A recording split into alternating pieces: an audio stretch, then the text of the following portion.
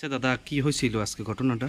আমি বাড়ি থেকে যখন মেয়েরা আনতাম যেতেছি স্কুল থেকে, প্রচারের নাম দিয়ে রতন দত্ত আমার বাইকটার মধ্যে বাইকের কাগজে বাইকটা লাগা দিয়ে এবার আমার মারেটারি এই তারা রতন দত্ত, শক্তি দত্ত আর কান্তি দত্ত তিনজনে মিলে আমার প্রচণ্ড মারধর করছে।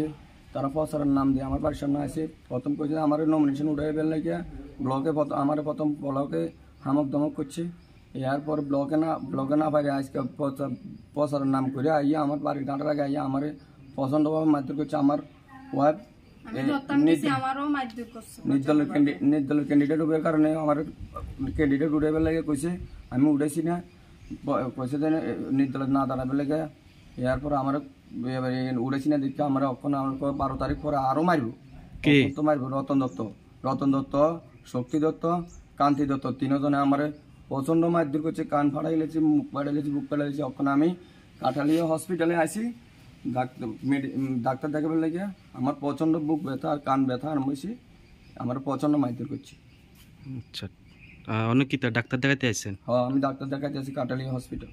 থানা পুলিশ জানাচ্ছেন নাকি? এখন যাবো এফআইআর করবো। আমার কানের ব্যথার কারণে আমি প্রথম কানের ব্যথা, বুকের ব্যথার লাগে আমি প্রথম ডাক্তারের কাছে আসি। আচ্ছা আচ্ছা দিদি, আপনার উপরও কি তারা আক্রমণ করছিল নাকি? প্রচন্ডভাবে আক্রমণ করছে। আমার স্বামীর বাসায় আমি গেছি, এবার আমার উপরে আমি কিল্লিকে দাঁড়াইছি, শুধু তারা এইটাই, শুধু তারা আমার উপরে তোরার কারার তারা খুব আমার জন্য মারধর করছি। মানে অনেক থ্রেট দিতে আছে না? হ্যাঁ হ্যাঁ হ্যাঁ, আমার প্রচুর থ্রেট দিতে আছে। আচ্ছা।